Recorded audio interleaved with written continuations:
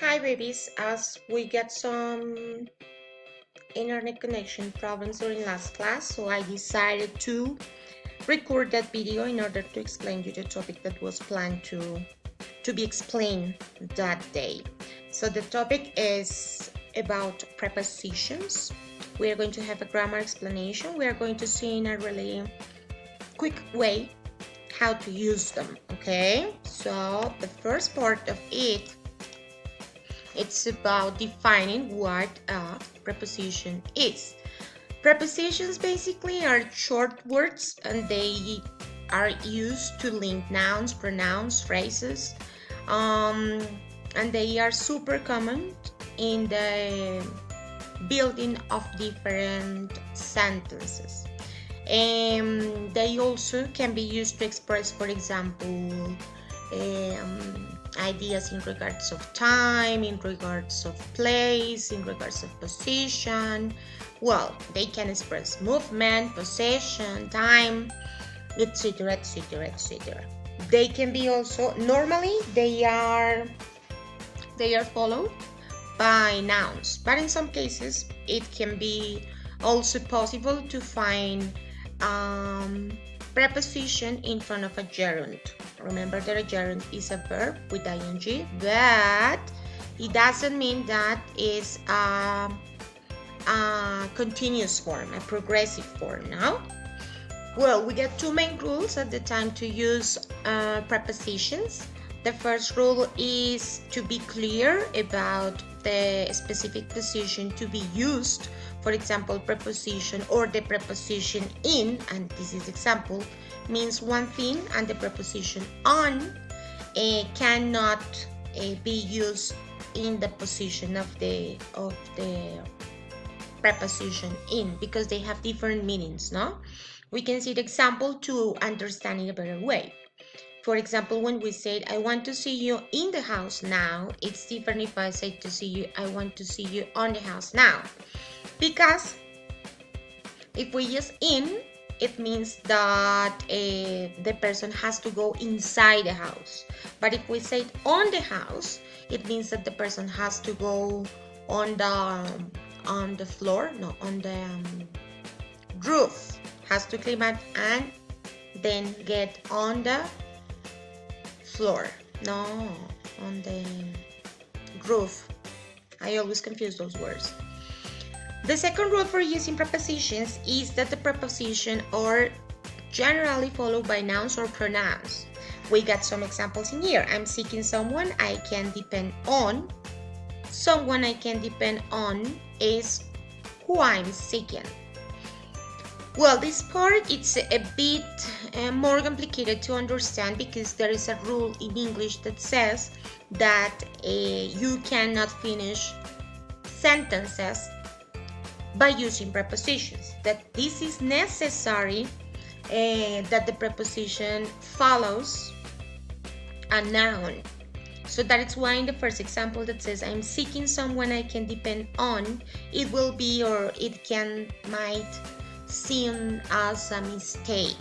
But in informal language, that's so normal to use or to finish sentences by using prepositions. The correct way, according to the explanation, is that you build up a more complex sentence. For example, when you say someone I can depend on is whom I'm seeking. And we checked that topic last year when we were talking about relative pronouns and relative clauses that are followed by prepositions. So this is one of the cases. Types of prepositions. We got, as I mentioned at the beginning of the video, we got different types of prepositions. We got prepositions of place, prepositions of time, prepositions of manner. Well, there are many. We are going to start with prepositions of time. That refers or answers the question when something happens. When did it happen? When will it happen?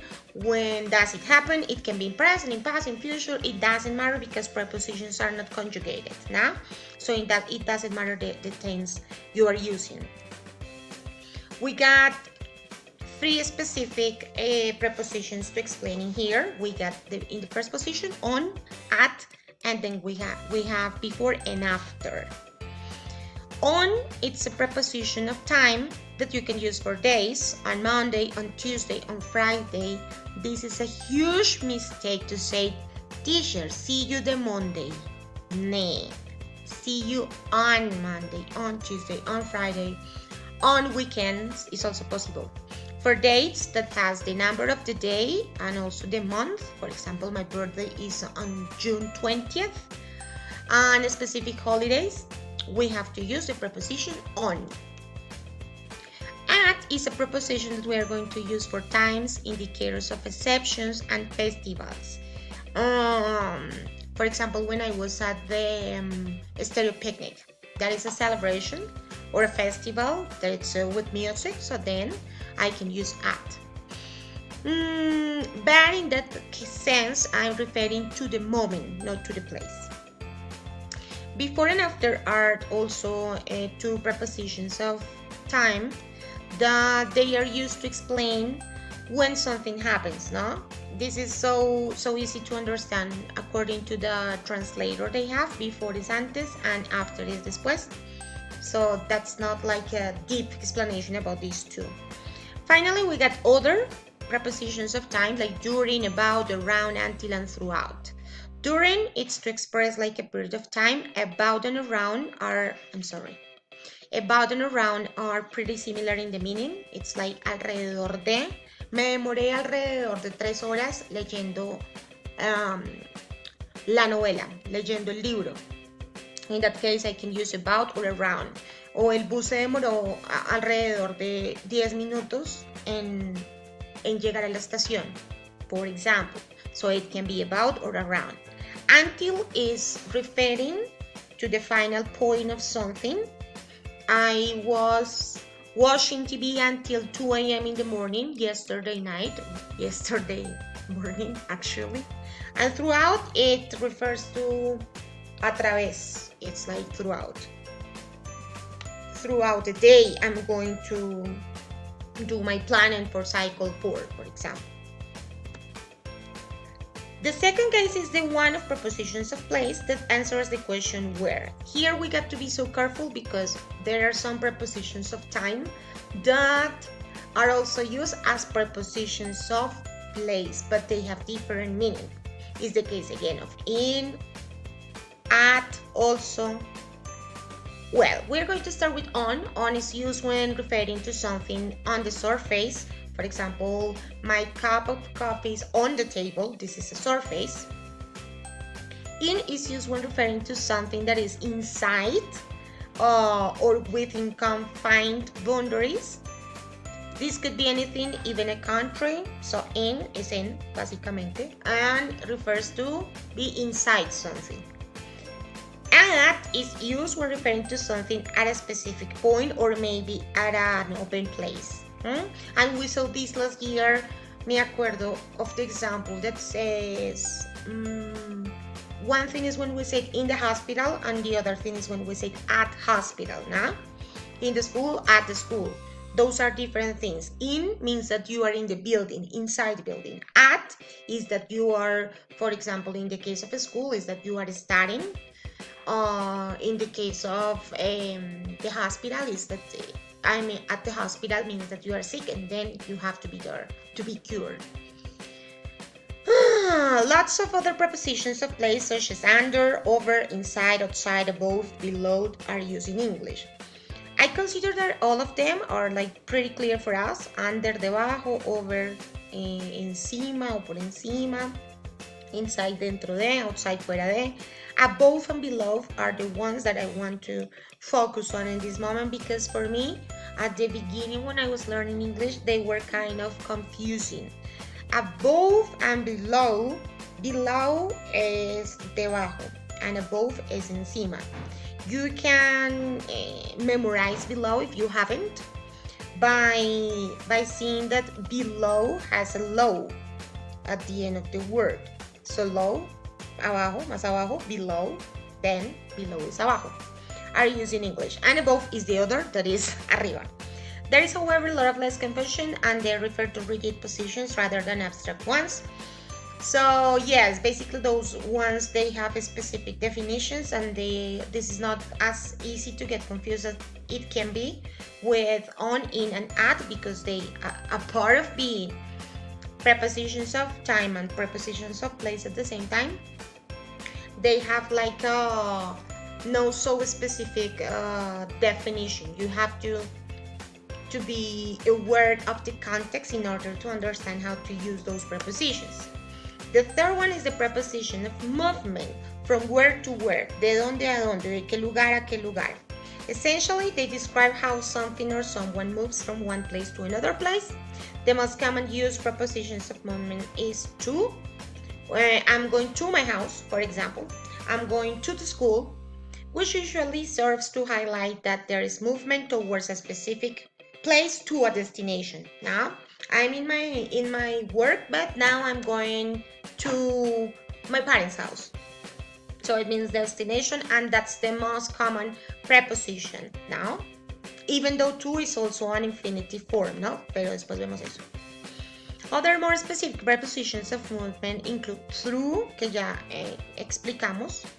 Is so similar to throughout, a través de, across, cruzando, down, into.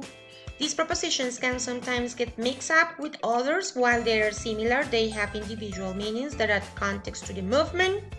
Across refers to moving from one side to another. Through refers to moving directly inside something and out the other end. For example, en un túnel, we go through the tunnel. Dice, the train passes through the tunnel. But in the case of across, es cruzar, ¿no? Sería como cruzar y atravesar en Spanish. Into refers to entering or looking inside something. Up, over, down, past, and around indicate directions of movement. Váyase derecho, voltee en la esquina. Alrededor del parque está ubicada la farmacia. It's, for example, when you want to give directions. We got other prepositions of different styles, like prepositions of manner, etc., etc. But basically, this is the kind of prepositions we want to study. There are other prepositions, for example, to establish comparison. In that category, we got the words like and as. Those are also prepositions. We got ones for direction. There are the ones that we got in this example, through, towards, into. Prepositions of place, possession, purpose, prepositions of time. Well, there are many prepositions, and the only way to understand how they work is, I'm sorry to say that, by memorizing. And we're going to expand this explanation the next class. But if you want to read a little bit more about this topic, you can go to page 180 on your books, and there you are going to find a lot of information about it. The information that I got in this PowerPoint presentation, I took it from this link from this website, www.gingersoftware.com, and the rest of it that I don't want to read because time is not going to be enough. I'm so sorry because of the internet inconvenience. We are going to go into a deeper explanation and practice of this topic during the next class. And thank you so much for your attention, babies. Love.